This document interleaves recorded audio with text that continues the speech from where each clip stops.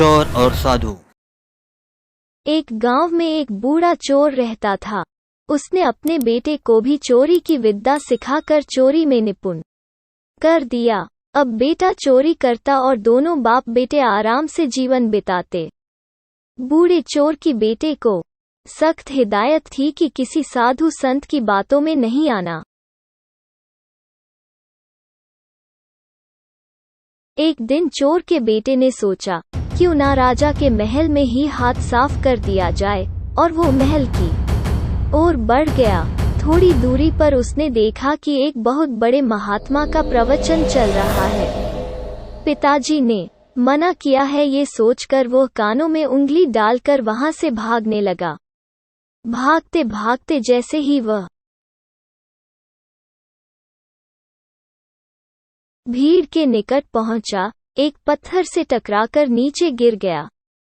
तभी महात्मा जी की आवाज उसके कानों में पड़ी, कभी झूठ नहीं बोलना चाहिए, जिसका नमक खाओ उसका कभी बुरा मत सोचो। जो ऐसा करता है उसको ईश्वर सदैव सुखी बनाए रखता है। वो तुरंत उठा और चोरी करने राजा के महल की ओर चल पड़ा।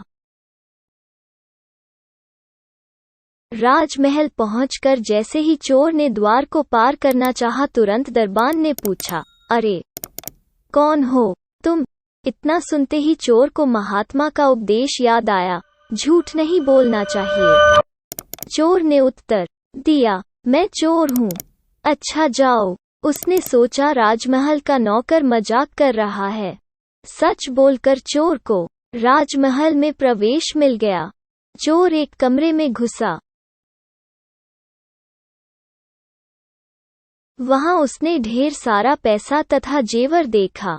उसने एक थैले में सब धन भर लिया और दूसरे कमरे में घुस गया। वहां अनेक प्रकार का भोजन रखा था। वो खाना खाने लगा।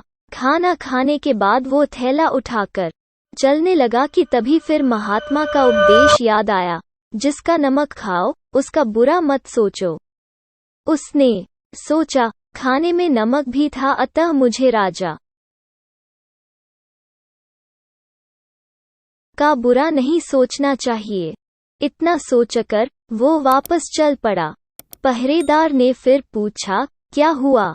चोरी क्यों नहीं की?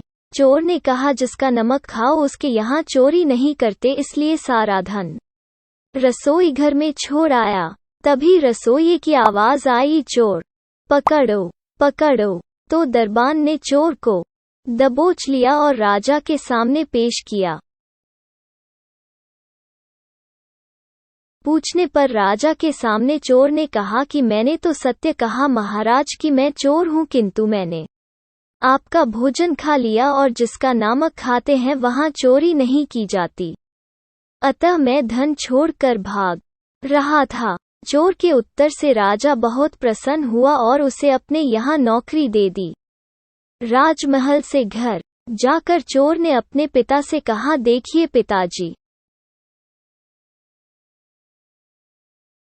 महात्मा की बात मानने के कारण ही आज मुझे दरबार में नौकरी मिली।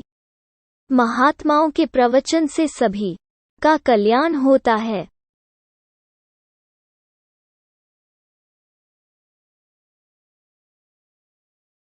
वीडियो देखने के लिए धन्यवाद। हमारे चैनल को सब्सक्राइब कीजिए।